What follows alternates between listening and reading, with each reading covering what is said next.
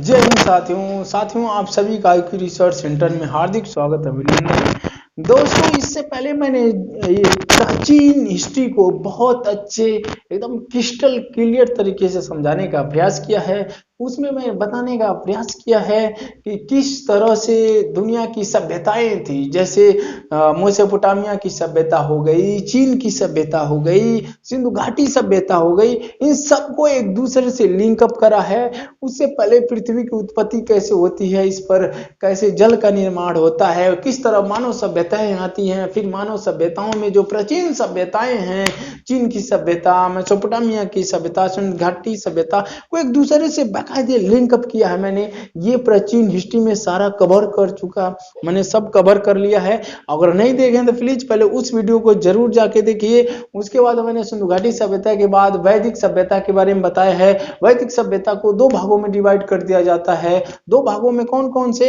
एक होता है ऋग वैदिक काल, उत्तर वैदिक काल। फिर उत्तर वैदिक काल में बहुत सारी बुराइयां आ जाती हैं समाज में। उन बुराइयों को दूर करने के लिए दो धर्म आगे आते हैं, जैन धर्म और बौद्ध धर्म। जैन धर्म बौद्ध धर्म ने बहुत प्रयास किया, बुराइयों को कुछ हद तक सॉल्व भी किया। उसके बाद से 16 महाजनपदों के बारे में बताया, 16 महाजनपद कैसे आते हैं। उसके बाद जो चंद्रगुप्त मौर्य होता है, घनानंद के साम्राज्य को उखाड़ फेंकता है। उसके बाद अशोका पीरियड आता है। अशोका पीरियड में अखंड भारत का हम सपना देखते हैं, वो अखंड भारत था। उस समय अखंड भारत का निर्माण किया था।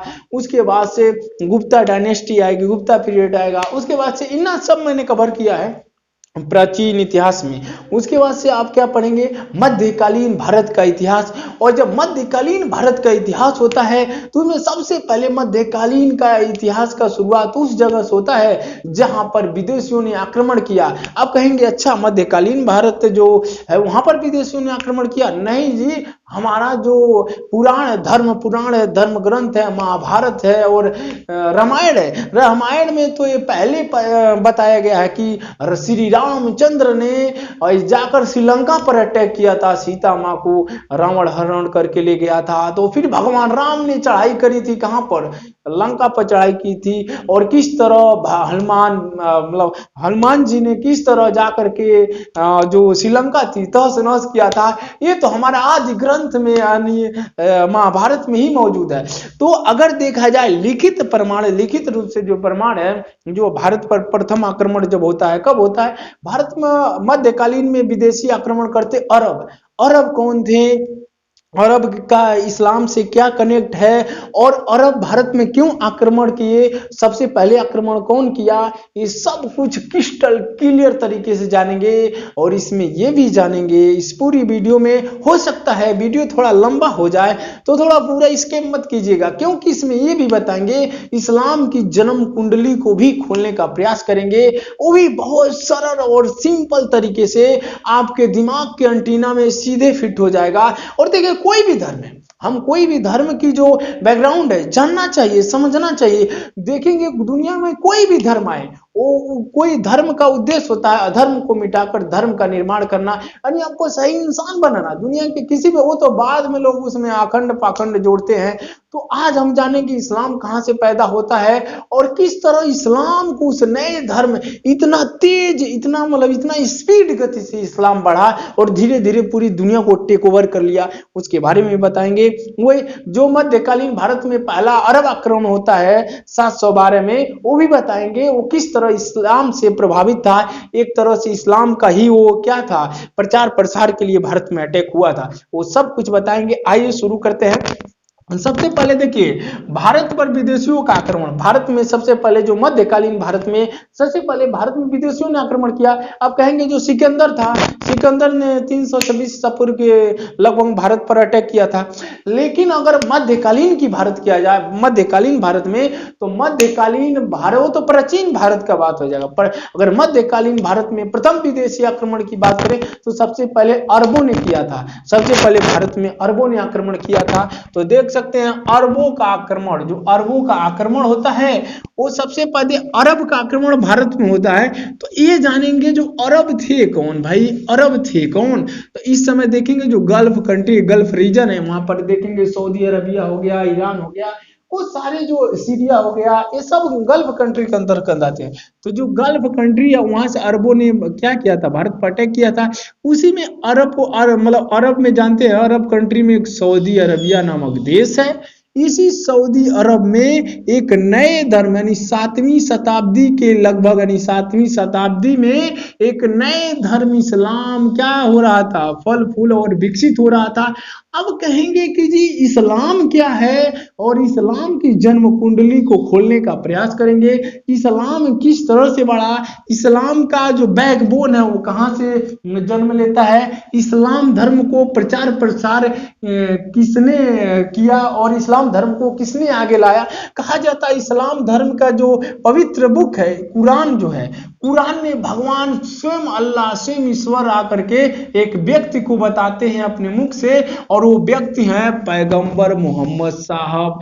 अब अगर इस्लाम को सही से समझना होगा, तो अगर इस्लाम को आप सही से समझेंगे तो पैगंबर मोहम्मद साहब के बारे में बिना जाने संभव नहीं होगा।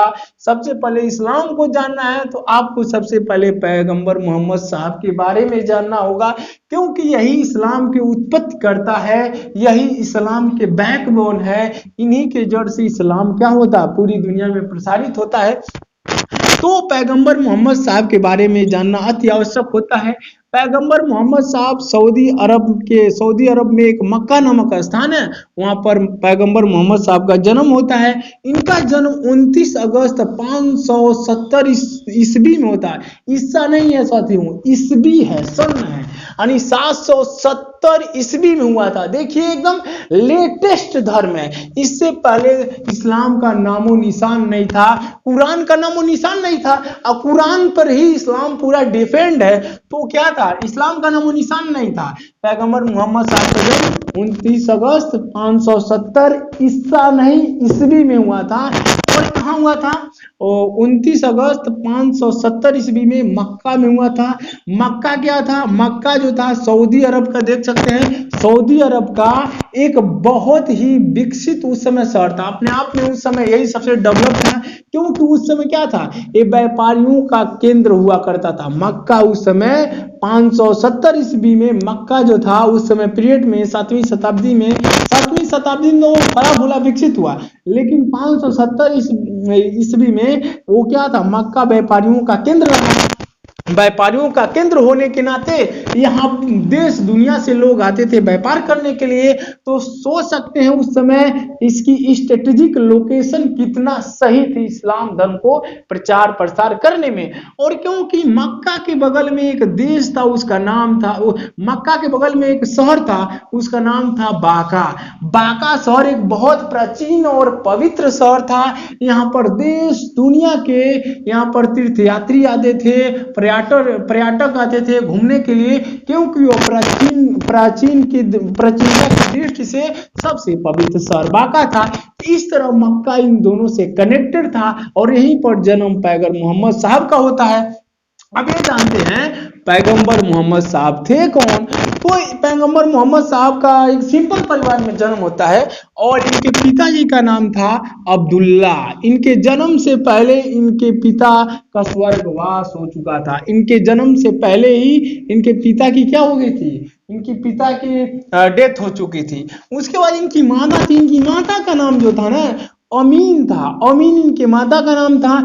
और जैसे इनके जन्म के 6 वर्ष बाद, यानी पैगंबर मोहम्मद साहब के जन्म के 6 वर्ष बाद इनकी माता का भी देहांत हो जाता है। उसके बाद इनका पूरा लालन पालन, पूरा जिम्मेदारी इनके चाचा पर आती है। इनके चाचा का नाम है अबू तालिब, इनके चाचा का नाम अबू तालिब है। अब इनके पैगंबर मोहम्मद साहब की पूरी जिम्मेदारी इनके चाचा अबू तालिब पर आती है। अबू तालिब इनको पोस पाल के बड़ा करते हैं। उसके बाद से धीरे धीरे देखते इनका क्या होता है, बचपन बीतता जाता है, और धीरे धीरे देखते देखते 25 साल के लगभग में हो जाते हैं।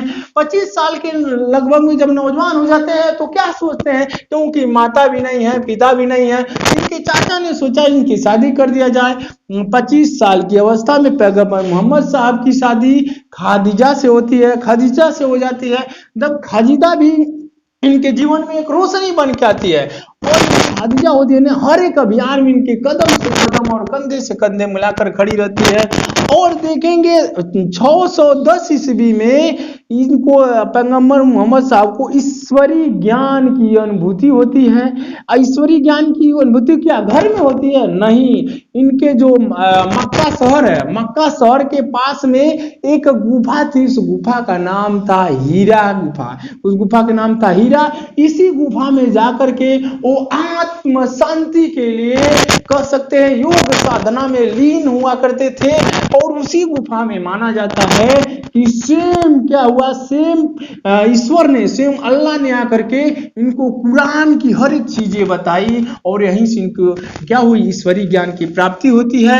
इसके बाद सबसे पहले इनकी जो पत्नी थी खदीजा, इन्होंने सबसे पहले इनको पैगंबर के रूप में पहचाना और इन्होंने इनके हर एक अभियान में खदीजा कदम से कदम मिला करके इनके साथ देती है, एक स्तंभ के रूप में सदैव इनके साथ खड़ी रहती है। उसके बाद से क्या होता है, पैगंबर मोहम्मद साहब के मक्का में थे, इस्लाम धर्म का प्रचार प्रसार कर रहे थे। तो वहां के मक्का के लोग क्या कर रहे थे, ये तो पाखंडी है जी, इसको तो कुछ नहीं आता, तरह तरह के लोग सुनाने लगे। इनके जो जानने वाले थे, इनके सहयोगियों को परेशान किया जाने लगा, इनको भी परेशान किया जाने लगा। उसके बाद इतना परेशान हो गए, इतना त्रस्त आ गए, पैगंबर मोहम्मद साहब वो मक्का को छोड़ने का फैसला कर लेते हैं। और वो मक्का को छोड़ने का फैसला करते हैं तो 280 मील की दूरी तय करके वो मदीना जा पहुंचते हैं। कहां पर? मक्का जो था उस समय क्या था, 280 मील की दूरी रेगिस्तान में तय करना पॉसिबल नहीं थी, क्योंकि ये 280 मील की दूरी रेगिस्तान था।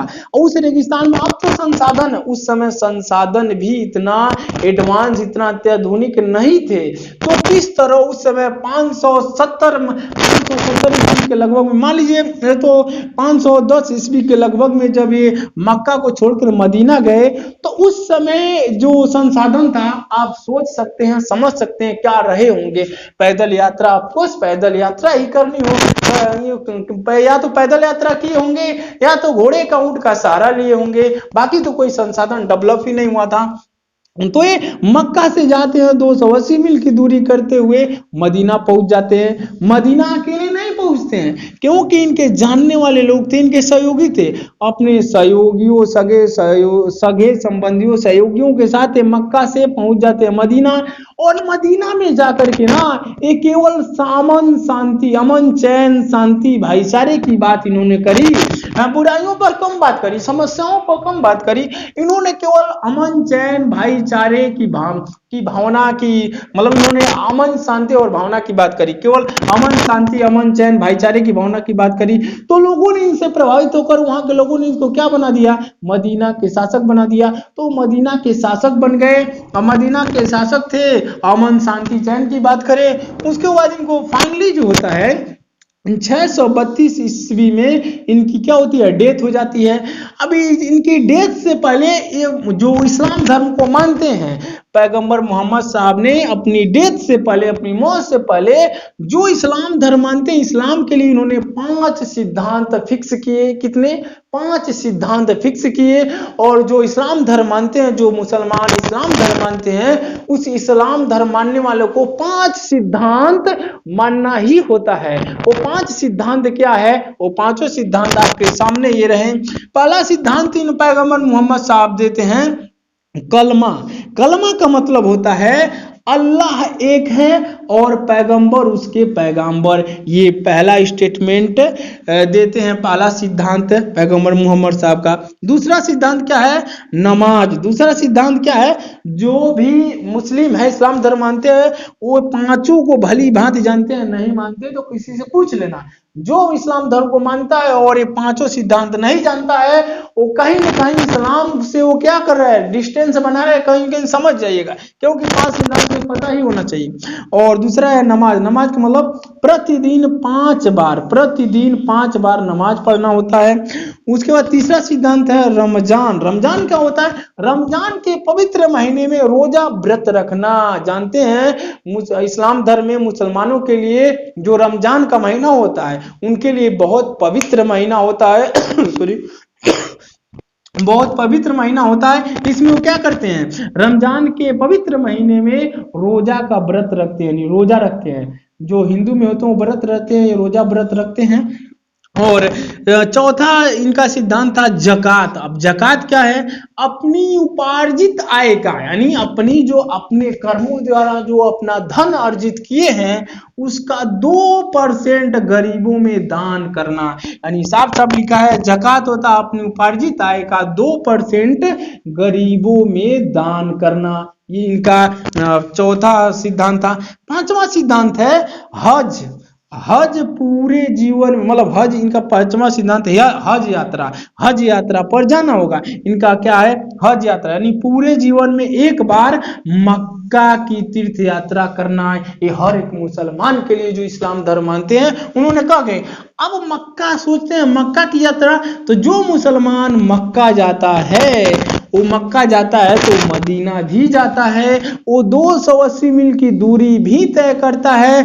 बहुत लोग पैदल यात्रा भी करते हैं, परिक्रमा करते हैं कि क्यों, जो मक्का से पैगंबर मोहम्मद साहब पैदल गए थे तो ये भी लोग पैदल जाके उस दर्द को अनुभव करते हैं। हालांकि अब तो रोड बन गया है, पहले ये भी साधन नहीं था, तो उस दर्द को अनुभव करते हैं जो पैगंबर मोहम्मद साहब ने दर्द का अनुभव किया। इसीलिए जो मक्का जाता है, मक्का से मदीना भी उसे जाना होता है, मदीना जाता है तभी उसकी जो तीर्थ यात्रा है, जो इनका परिक्रमा है, पूरा होता है। अब आते हैं, अच्छा जी, एक हो गया कि एक अरबों ने आक्रमण किया, उनका जो मकसद था इस्लाम धर्म का प्रचार प्रसार था।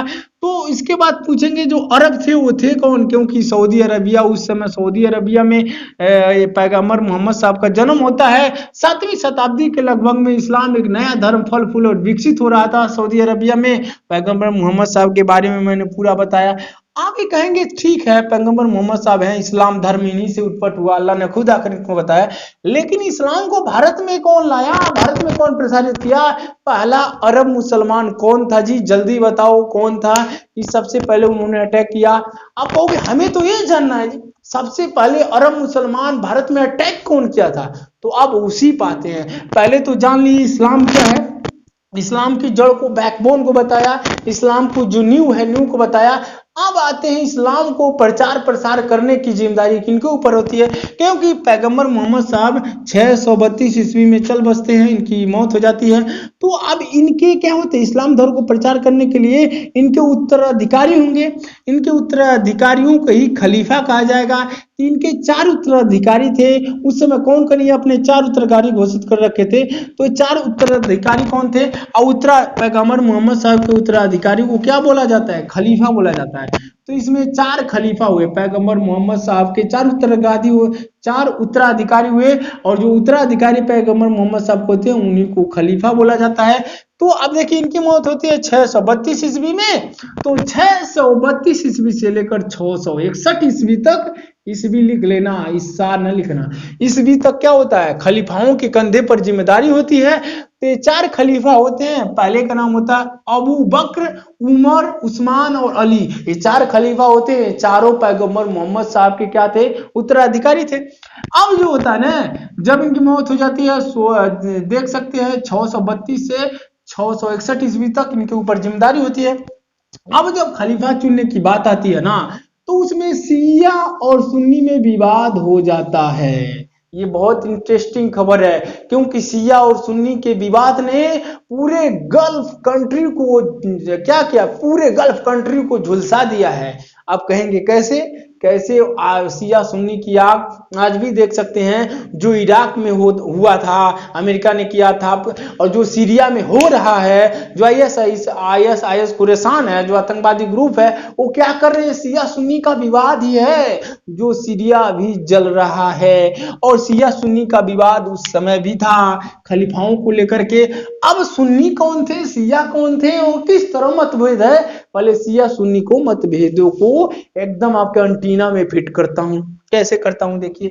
शिया जो थे ना, सुन्नी जो थे, सुन्नी ये मानते थे कि कोई भी पैगंबर मोहम्मद साहब का अनुयायी, यानी पैगंबर मोहम्मद साहब का सहयोगी अनुयायी कोई भी क्या हो सकता है, खलीफा हो सकता है। तो सुन्नियों ने क्या किया, एक पैगंबर मोहम्मद साहब के अनुयायी अबू बकर को अपना पहला खलीफा चुन लेते हैं, क्योंकि इससे पहले तो पैगंबर मोहम्मद साहब खुद थे।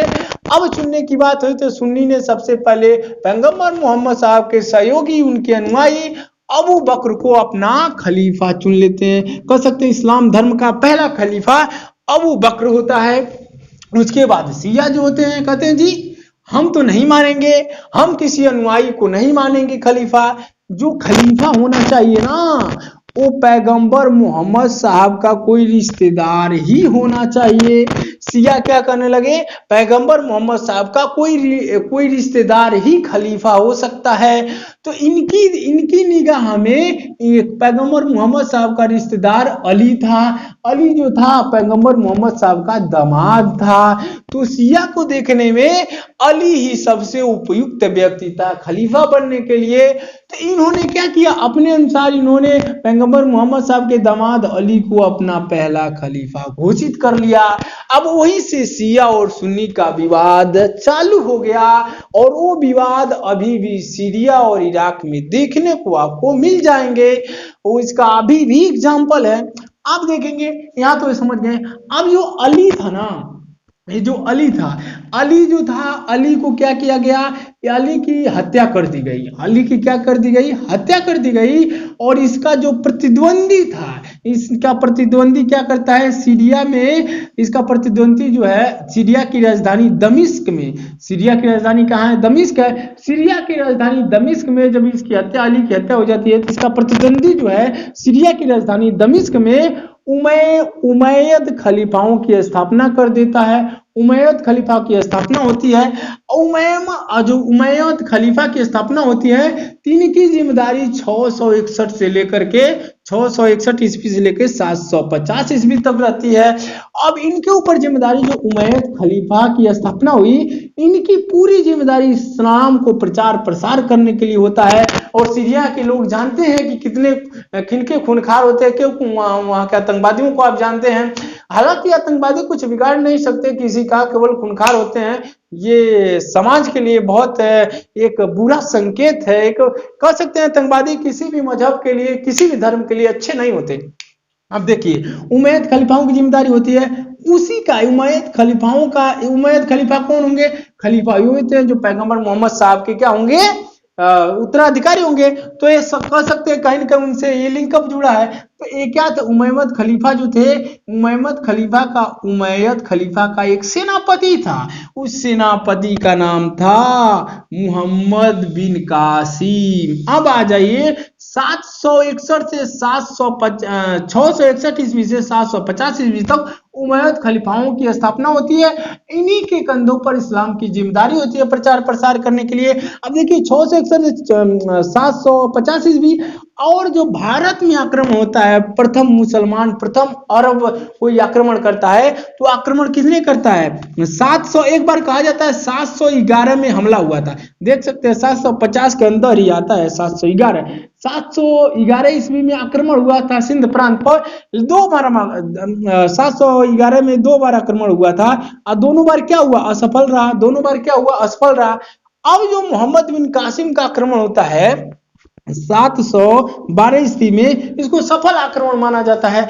और मोहम्मद बिन कासिम ने सबसे पहले, इन्होंने क्या किया, मोहम्मद बिन कासिम प्रथम मुस्लिम आक्रमणकारी था जिन्होंने 712 में भारत पर सफल आक्रमण किया। क्या किया, सफल आक्रमण। जब भारत पर अरबों का सफल आक्रमण की बात होगी तो वहां सबसे पहला अरब मुसलमान मोहम्मद बिन कासिम, जो 712 ईसा पूर्व में भारत के सिंध प्रांत पर अटैक करता है, सिंध और मुल्तान पर अटैक करता है। और वहां का एक ब्राह्मण वंशी राजा दाहिर सेन होता है, बहुत बहादुरी के साथ मोहम्मद बिन कासिम का क्या करता है, मुकाबला करता है, लेकिन लास्ट में परास्त होता है और मोहम्मद बिन कासिम क्या होती है, जीत हो जाती है।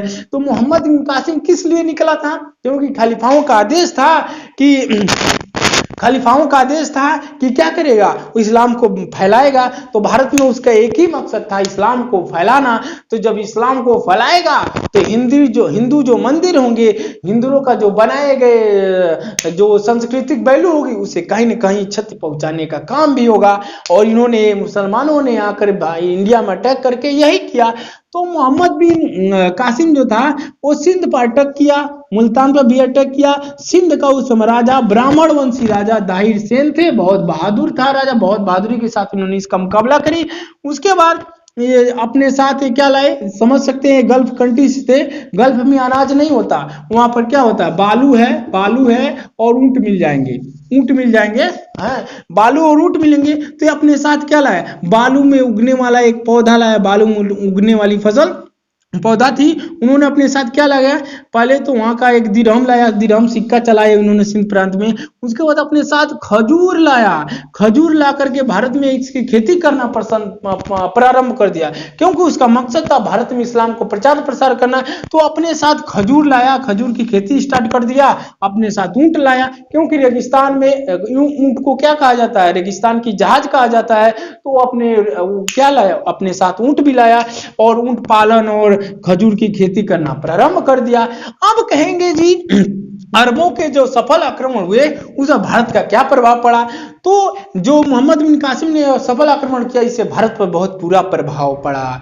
प्रभाव क्या पड़ा, इन्होंने क्या किया, भारत में आकर हिंदू मंदिरों को तोड़ने में लगे, जो साधु संत थे हिंदू उनके प्रताड़ित करने लगे, जबरदस्ती इस्लाम धर्म को कबुलवाने लगे। बहुत सारे ऐसे मुस्लिम मिल जाएंगे कि वो क्या थे, वो उनका जो पूर्वज थे हिंदू थे, वो मालूम ही नहीं वो कब क्या बन गए, कब मुस्लिम बन गए, क्योंकि वो जो कई पीढ़ियां मुस्लिम धर्म से पे करती गई, वो अपने आप को मुस्लिम मान लिए, क्योंकि देख सकते हैं। इसके बाद इसका प्रभाव ये पड़ा कि भारत के जो ग्रंथ थे, उस समय चरक संहिता हो गया, पंचतंत्र हो गया, तो इन्होंने क्या करा, अपने अरबी भाषा में अनुवाद करा लिए। आप कहेंगे जी अरबी भाषा में अनुवाद क्यों कराएं, क्योंकि भारतीय धर्म ग्रंथों में बहुत सारी औषधियों के जो इंपॉर्टेंस वो छिपी थी, और उन्होंने चरक संहिता और विष्णु पंचतंत्र को अरबी में अनुवाद करके कहा लेके चले जाते हैं। इसके जो अच्छे ज्ञान कहा जाता है, अच्छा ज्ञान जहां से मिले वहां से ग्रहण कर लीजिए। ये डिपेंड नहीं करता अच्छा ज्ञान आपसे दुश्मन से मिल रहा है, आपसे शत्रु से मिल रहा है, नो मैटर, आपको मालूम अच्छे ज्ञान से। इन्होंने क्या किया, जो चरक संहिता थी और जो पंचतंत्र था, पंचतंत्र को अनुवाद करके लेके चले गए, कहां लेके चले गए, अरब कंट्री में, और उससे उन्होंने जो अच्छाइयां थी ग्रहण किया। और उन्होंने जो बगदाद के जो खलीफा थे, उन खलीफाओं ने भारतीय विद्वानों को संरक्षण प्रदान किया। उस संरक्षण प्रदान करके भारत के जो उस समय धार्मिक ग्रंथ थे उनको अरबी में अनुवाद कर लिया, और अरबी में अनुवाद करके भारत की औषधियों की चोरी भी हो गई। भारतीय जो मेन औषधियां थी, औषधियों को चोरी भी कर लिए। तो ये तो आप स्ट्रेटेजी जाने हैं कि जो इतिहास है, पहला सफल जो आक्रमण होता है, कैसे गल्फ कंट्रीज आते हैं, इस्लाम का कहां उत्पत्ति होती है, और किस तरह मोहम्मद कासिम ने अपने खलीफाओं को आदेश को मानकर भारत में इस्लाम धर्म प्रचार करने के लिए भारत के सिंध और मुल्तान पर आक्रमण करता है। उस समय सिंध का राजा दाहिर सेन ब्राह्मण वंशी राजा था, बहुत बहादुरी के साथ मुकाबला करता है, और 712 में फाइनली मोहम्मद बिन कासिम जीत जाता है, और उसी में क्या किया, इस्लाम का धर्म प्रचार किया। अब आगे पढ़ेंगे कि मोहम्मद गजनवी भी एक वो इस समय वर्तमान में चाइना का जो उत्तरी पश्चिमी प्रांत है, सीमा है, वहीं से एक बर्बर जनजाति तुर्क जाति का एक आता है, मोहम्मद गजनवी आता है, वो भी भारत पर अटैक करता है।